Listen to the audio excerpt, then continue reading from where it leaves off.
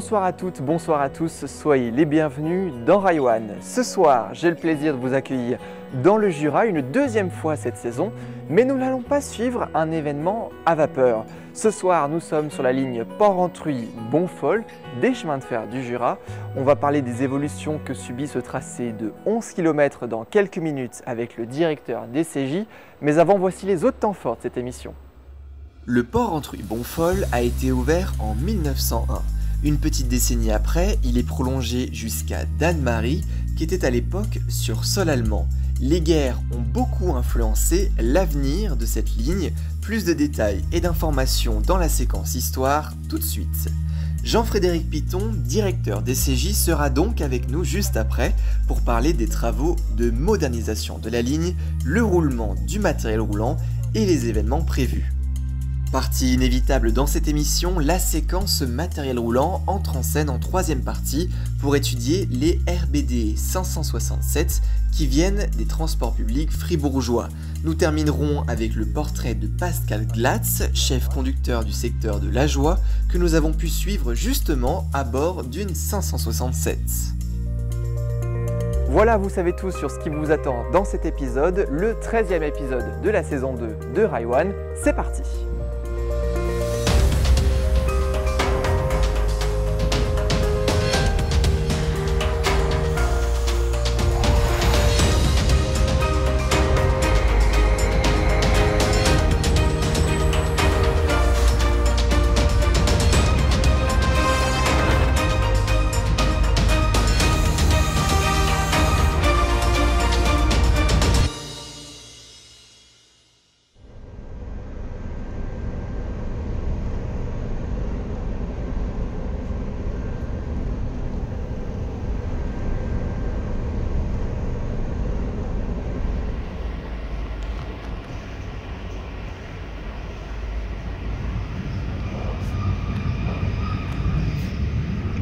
Vous l'avez compris avec le sommaire, la ligne Port-Rentruy-Bonfol ayant été ouverte en 1901 est bien plus que centenaire, comme la plupart des lignes en Suisse. Des travaux de modernisation sont en cours sur son tracé pour pérenniser la ligne. On parle de son futur juste après avoir parlé de son passé maintenant, avec la chronique histoire de Nicolas Berdo et Étienne Bergeon.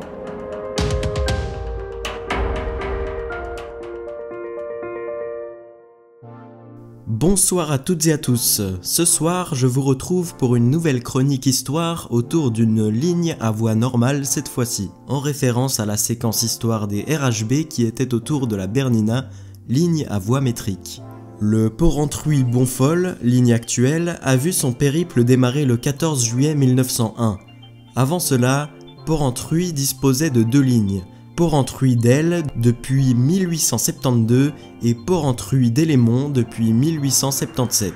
En 1901, l'Alsace était annexée par le Reich allemand et une prolongation de la ligne en direction de l'Allemagne est envisagée pour relier ce pays à la région de l'Ajoie. Il faudra 9 ans entre l'ouverture de la ligne suisse et l'ouverture de la prolongation jusqu'à Dannemarie, Dannemaker en allemand, en 1910, le 1er novembre précisément. Ce sont des trains à vapeur qui circulent dans un premier temps sur ce tracé de 33,6 km.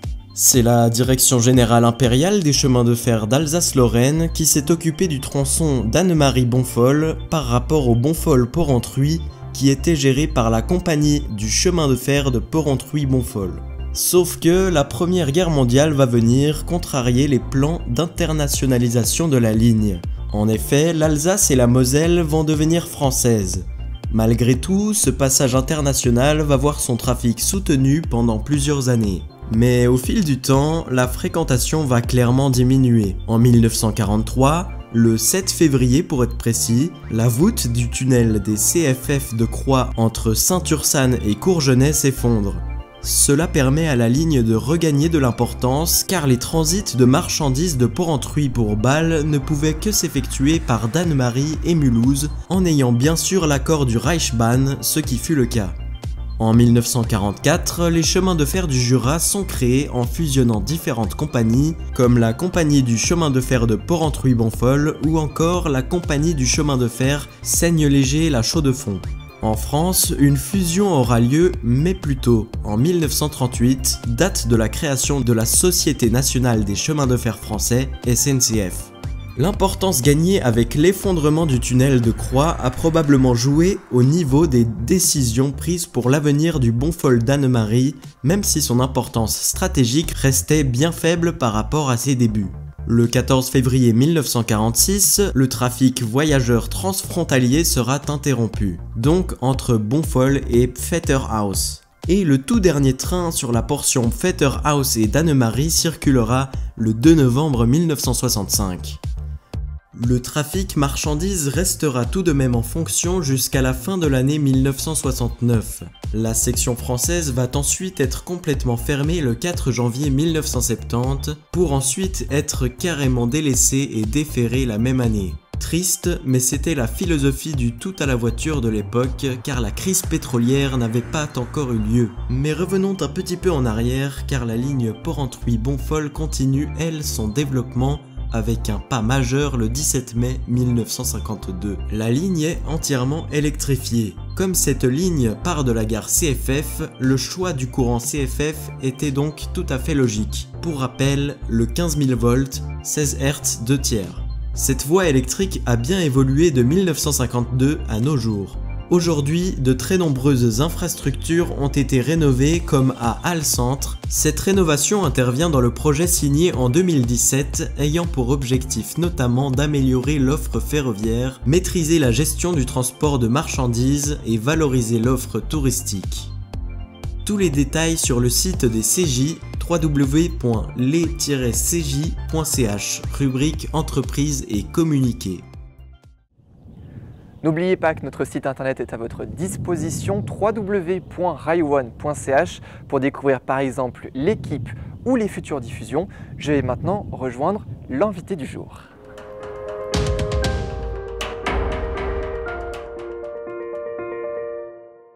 Nous sommes donc en entretien avec le directeur des chemins de fer du Jura, Jean-Frédéric Piton, bonjour. Bonjour. Merci beaucoup d'être avec nous.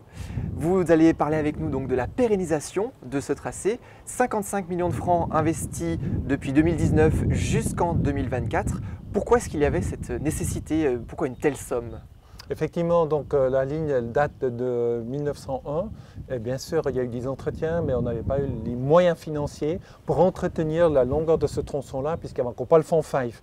Grâce au fonds FIFE, on arrive à transformer donc l'ensemble des gares, comme celle-ci là, avec des quais P55 exactement, avec les marquises et toutes les installations d'accueil qu'il faut, park and ride pour les places de parc vélo, pour accueillir notre clientèle. Donc c'est bien sûr cette partie-là. Une autre partie, c'est aussi la transformation de la plateforme de marchandises qui permet maintenant à le centre cargo à transporter l'ensemble de la route au rail pour l'ensemble de la région de l'Ajoie. Au niveau du matériel roulant, on a vu aussi qu'il y a un roulement, sans jeu de mots. Vous avez accueilli très récemment de nouvelles rames TPF, les 567. Pourquoi est-ce que vous avez choisi ce matériel-là d'occasion? Du coup, pourquoi est-ce qu'il répondait à vos attentes? Alors malheureusement, comme l'histoire l'a démontré, on a toujours eu du matériel d'occasion sur cette ligne, puisqu'on n'a que 11 km, qui fait qu'on doit bien sûr tenir un équilibre financier. Dans cet équilibre financier, on a recherché un matériel roulant qui correspond à la Hellande. Donc ce matériel roulant correspond aux contraintes Hellande et aussi financièrement on a pu les payer. Donc on est très content pour les prendre et prochainement ils seront transformés, ils auront un lifting de telle manière qu'on voit que c'est les CJ. C'est les CJ avec leur livret. Il y a un chiffre qui peut être communiqué justement sur cet investissement, sur ce nouveau matériel roulant? Oui, tout à fait. Donc l'acquisition de ce matériel occasion pour les deux rames, on a payé 1 200 000 au TPF pour les prendre chez nous. D'accord. Et justement, je vous propose qu'on étudie ces nouvelles rames, entre guillemets bien sûr, les 567 passées au crible dans notre séquence matériel roulant avec Mathis Kurtz.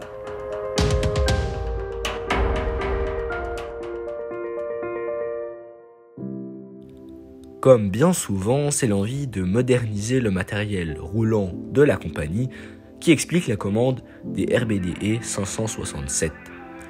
Ces machines font partie de la nouvelle mode des NPZ, Neuen Pendelzüge, soit des nouveaux trains-navettes, donc des automotrices légères, réversibles, grâce à une voiture pilote et entre lesquelles sont incorporées des voitures unifiées généralement.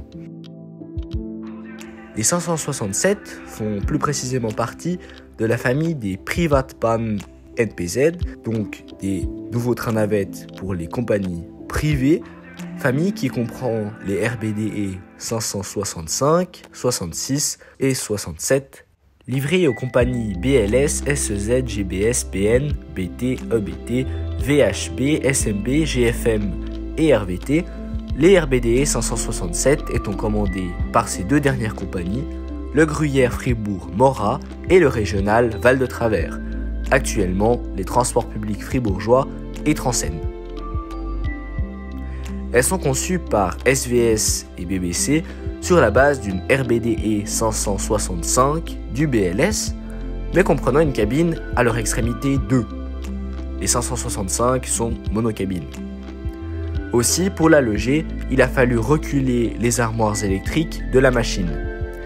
Les cabines sont justement reprises des RBDE 44 566, tout neuf, du Bodensee Toggenburg Bahn, qui fait actuellement partie du SOB. L'automotrice qui roulait le jour de notre tournage est une RBDE 567X TPF, série 180, la 94 85 7567 181-3 pour être précis, mise en service en 1991 avec sa voiture pilote et qui, de par son élément central mis en service en 2006, porte la longueur de la rame à 77 mètres et demi pour 155 tonnes en marche. Les deux pantographes, les systèmes électriques et pneumatiques se trouvent dans la RBDE 567. Les 4 moteurs de traction accouplés chacun à l'un des 4 essieux répartis en 2 bogies développent ensemble une puissance de 1650 kW, ce qui permet à la rame d'atteindre les 125 km/h. Des résistances disposées en toiture permettent le refroidissement du bloc moteur. La rame dispose des systèmes de frein automatiques, électriques, de parc, etc. habituels. La composition se distingue en 3 éléments: l'automotrice, la voiture centrale et la voiture pilote, toutes climatisées. Le compartiment de première classe comporte 20 places assises et se trouve à l'extrémité de la voiture pilote, une ABT. L'espace fourgon se trouve dans l'automotrice, la RBDE. La voiture centrale est une voiture à plancher surbaissé comportant uniquement de la seconde classe ainsi que 6 strapontins. C'est une B. Il y a donc dans la rame 189 places assises de seconde classe, 182 debout ainsi que les 6 strapontins, soit 397 places au total. La rame dispose de toilettes accessibles aux PMR, personnes à mobilité réduite. Sur la traverse de tamponnement se trouvent les tampons et un attelage classique, ce qui les rend compatibles avec la série 170. 3 feux blancs à l'avant et 2 rouges à l'arrière, plus le 3e de secours, permettent de repérer la composition dans la nuit. Cette rame, on l'a vu appartenant anciennement au TPF, porte encore leur couleur, mais ceci n'est qu'une situation provisoire car elle va prochainement revêtir les couleurs de sa nouvelle compagnie, les chemins de fer du Jura. Les 2 rames 221 et 222 seront prochainement retirées du service. Au 2 avril 2022, la rame 221 l'est déjà, car elle ne possède pas la voiture intermédiaire indispensable à l'heure où les compagnies doivent garantir un accès sans aide extérieure aux personnes à mobilité réduite dans les transports publics. Parallèlement, les chemins de fer du Jura investissent de grosses sommes pour rehausser leur quai de 55 cm dans la même optique. N'oubliez pas que nous sommes sur les réseaux sociaux pour suivre toute l'actualité de Raiwan. Rendez-vous sur différentes plateformes, Facebook, Twitter, Instagram, avec les pseudos juste en dessous. Nous sommes toujours avec Jean-Frédéric Piton. On a vu juste avant la somme totale investie pour pérenniser la ligne. On a parlé du matériel roulant. Maintenant, quels sont les projets, les événements concrets pour mettre en valeur le port Antruy-Bonfol? C'est exactement ça, vous l'avez déjà résumé. Il faut des événements, bien sûr, on a la ligne ici, on a 3000 habitants. Bien sûr, c'est pour rendre l'accessibilité et faciliter l'accessibilité pour nos pendulaires et autres. Et bien sûr, ceci, on veut y fidéliser. D'autre part, il faut bien sûr profiter de ce paysage qu'on a ici, qui est lié à Bonfol. Et puis Bonfol, ce n'est pas seulement la décharge de Bonfol, mais on a les étangs de Bonfol, on a toute l'histoire. Il y a également le kilomètre zéro, des tranchées de la Première Guerre mondiale. Et finalement, on veut amener les gens à découvrir la région d'ici, puisqu'elle est chargée d'histoire. Et dans ce contexte-là, il y a également, lors de l'assainissement de la décharge de Bonfol, de faire un land art. Land art permettra justement aussi de rendre attentif et un témoin de l'histoire, de tout notre développement dans cette région-là, et qui permettra aux gens de découvrir l'histoire depuis 1800 jusqu'à nos jours, de développement de cette région, et qui sera justement marqué par ce souvenir du développement de l'industrialisation. Dans cette région, on a la Ouate des Bords qui part ici pour l'exploitation du bois, mais on avait l'argile, et si on met tout ceci ensemble, avec un projet Lantart, on peut justement aussi amener un atout dans la région, puis on espère bien sûr pouvoir remplir nos trains également avec ces visiteurs. Exactement. Super, on essaiera de suivre ça avec Raiwan, ces événements. En tout cas, merci beaucoup d'avoir pris le temps de répondre à nos questions. À bientôt dans Raiwan. Très volontiers, avec beaucoup de plaisir. Au revoir. Merci. Au revoir. Et quant à nous, on continue avec notre séquence portrait de retour après 8 épisodes. Nous avons suivi Pascal Glatz sur le Port-Entruy Bonfol, chronique portrait signée Tim Chanet et Nicolas Berdo.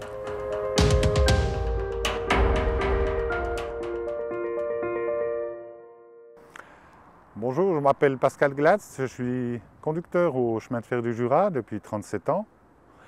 J'exerce la profession avec grand plaisir ici pour notre secteur à voie normale.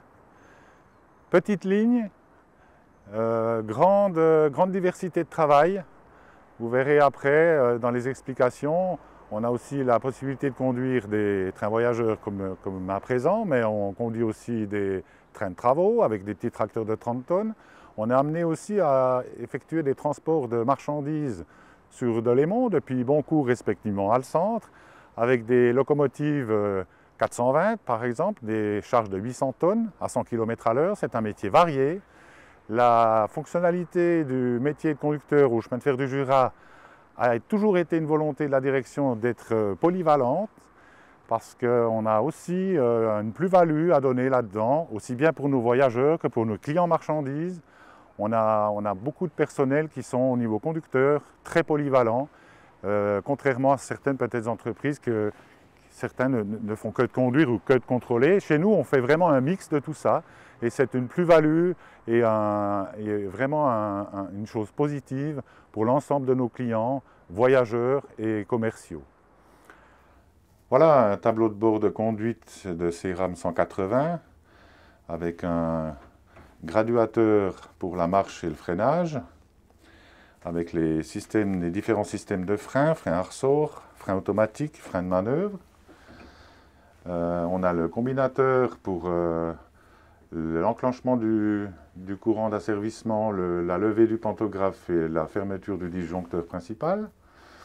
Et ensuite, on a les deux interrupteurs pour le compresseur et la ligne de train.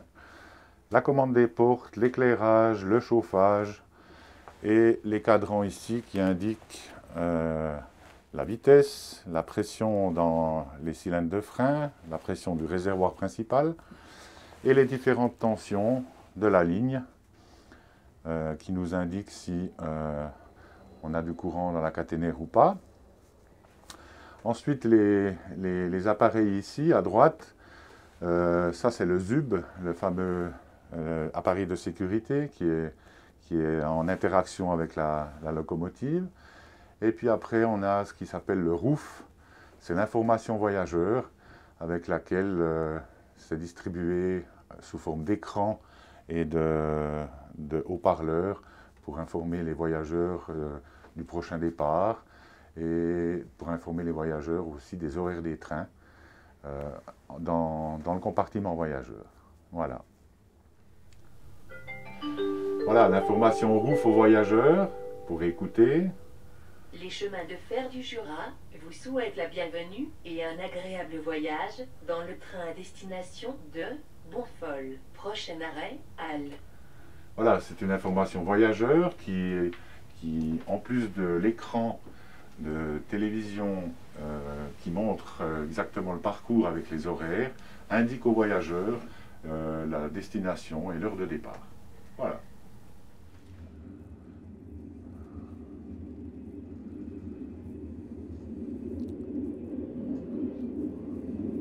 Alors, j'étais pas du tout destiné à ce métier-là. J'ai commencé par faire un diplôme de commerce. Quand on ne sait pas quoi faire, on fait un diplôme de commerce. Et puis, j'ai travaillé 3 ans et demi à Bâle chez Intercontainer Interfrigo. Là, c'était déjà plus dans le domaine ferroviaire déjà. Et puis après, la volonté de revenir dans la région était forte. Donc, je suis rentré ici, quitte à changer de métier. Et c'est ce que j'ai fait. J'ai vu une annonce concernant l'engagement d'un conducteur au CJ. J'ai postulé, j'ai été pris. Et c'est avec plaisir maintenant que j'exerce ce métier de conducteur de train. J'ai été nommé il y a 26 ans chef conducteur, responsable du dépôt de Bonfol. C'est un métier intéressant, diversifié, avec une partie administrative, avec une partie de gestion de personnel aussi. Mais avec tout ce qu'on a dit avant au niveau marchandises et voyageurs et entretien et nettoyage et tout, c'est un métier qui est très diversifié, malgré la petite ligne de 11 km que nous possédons à voie normale ici en Ajoie. La vitesse de sortie de la gare de Porrentruy est réglée à 60 km/h jusqu'au signal qui va suivre, qui est celui-ci, donc fin de la courbe à 60 km/h, et la vitesse de ligne, une fois que la queue du train a franchi le signal, la vitesse de ligne se situe actuellement à 70 km/h sur notre réseau à voie normale. Ceci est dû aux courbes, à l'état de la voie. C'est une vitesse maximum de 70 km/h. C'est un véhicule qui peut rouler à 125 km/h, mais ici on est limité à 70 km/h. Maintenant, je vais procéder à l'essai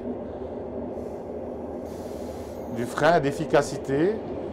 Après chaque départ de train, on doit effectuer un essai d'efficacité des freins pour être sûr que nos freins fonctionnent. Alors, avec le temps, tous les passages sont connus par cœur, hein, toutes les taupinières aussi. Mais j'entends, on a tous des moments, disons, plaisants, justement à cause de la diversification du travail. C'est-à-dire que, comme je vous ai dit avant, donc on ne fait pas que de conduire des trains voyageurs, on ne fait pas que de conduire des trains de travaux, on fait beaucoup de choses sur une petite ligne. L'activité est vraiment rendue intéressante par cette multiplication d'activités.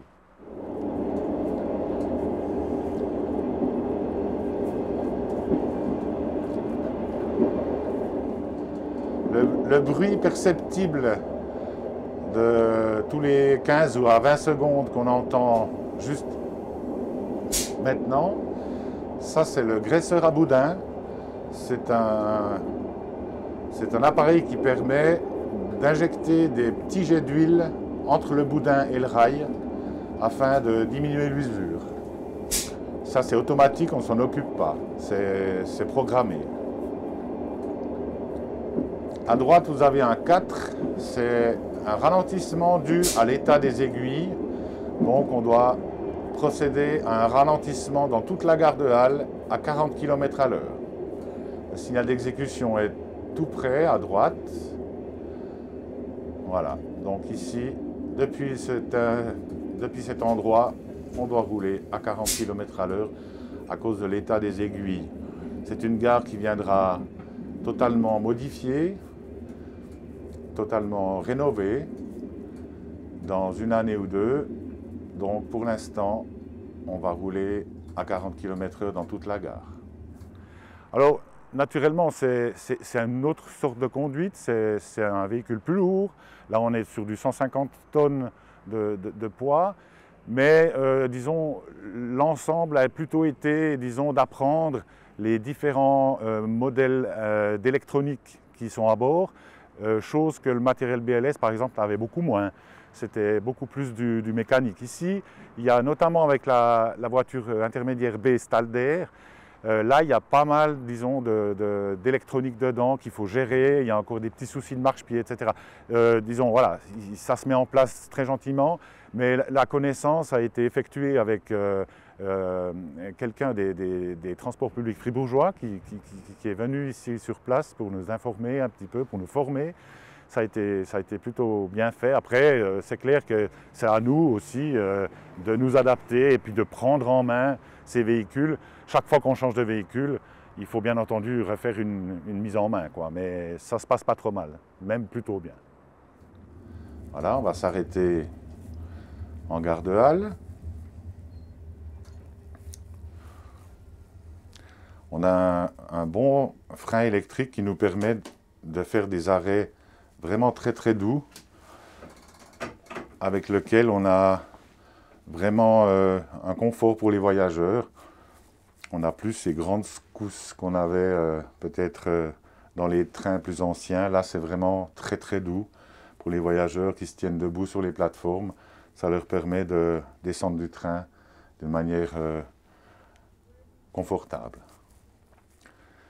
Voilà, on va fermer les portes. Le marchepied va rentrer, si ça va. Ouais, voilà. On va enlever le frein de maintien. Le signal est à voie libre. Donc, on peut rouler sur Mandelincourt.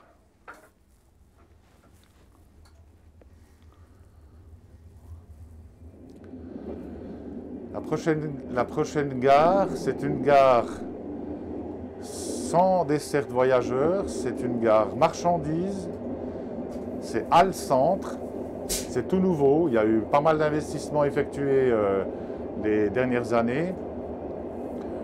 C'est une gare de croisement qui la semaine nous permet d'effectuer les croisements des deux rames qui sont en circulation. Le week-end comme aujourd'hui, il n'y en a qu'une qui roule de rame, mais la semaine, il y a 7 paires de trains qui croisent ici à Halle Centre.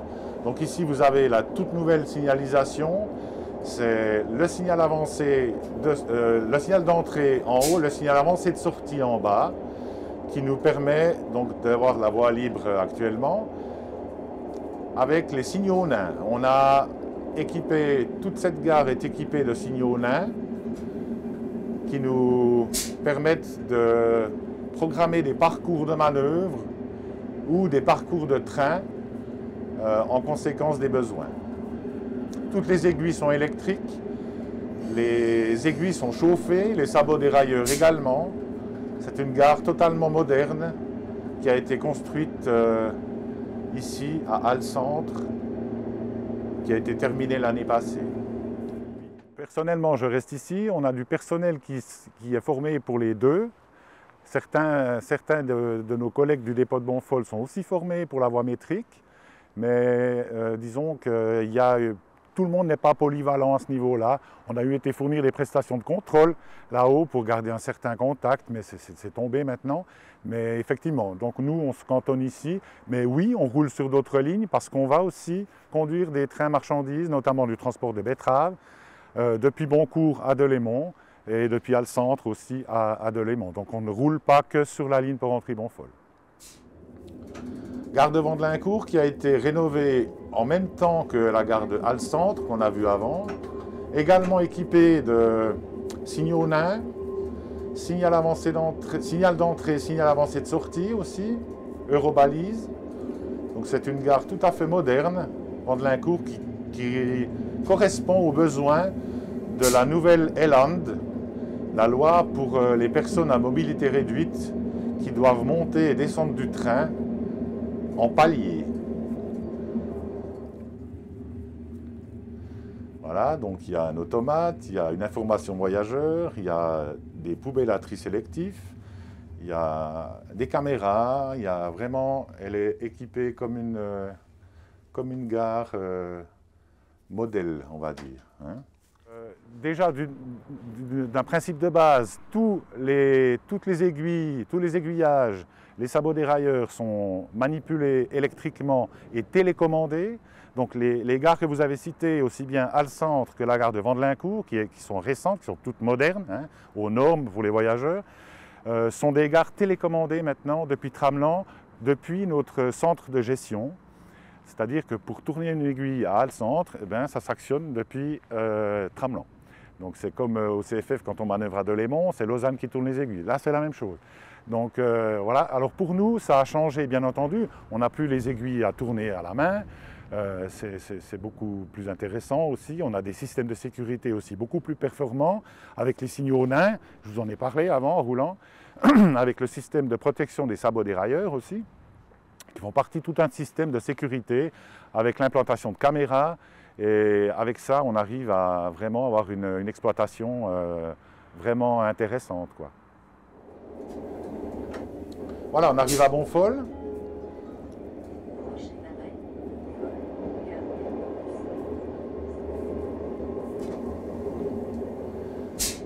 C'est d'ici que partent tous les trains et qu'arrivent tous les trains. Donc c'est ici que partent les trains du matin et c'est ici qu'arrivent les trains du soir. C'est le dépôt principal de la ligne à voie normale des chemins de fer du Jura. C'est la gare de Bonfol. Et c'est ici qu'on stationne nos véhicules la nuit pour les préparer pour le lendemain matin. Voilà, en face de vous, vous avez la rame BLS, ex-BLS, qui elle est déjà peinte aux couleurs CJ, contrairement à ce matériel ici qui doit bientôt aller faire un relooking. Ça, c'est des rames qui arrivent en fin de carrière, on va dire, qui seront remplacées par ces véhicules ex-TPF qu'on roule actuellement.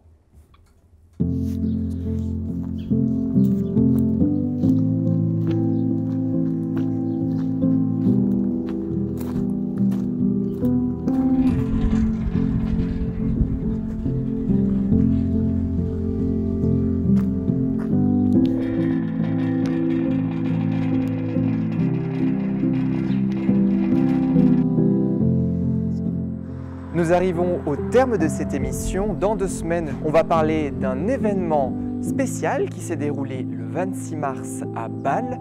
C'est l'association Damfloc Dépôt de Foule qui organisait cette journée spéciale. Ils ont sorti leur RE 421 379 avec les voitures CFF de l'époque. Vous retrouverez Étienne pour vous parler de tout ça le samedi 16 avril. Merci beaucoup de nous avoir suivis ici sur le port Entruy Bonfol des chemins de fer du Jura. Nous espérons avoir l'occasion de revenir prochainement. Passez une très belle soirée. Au plaisir de vous retrouver bientôt.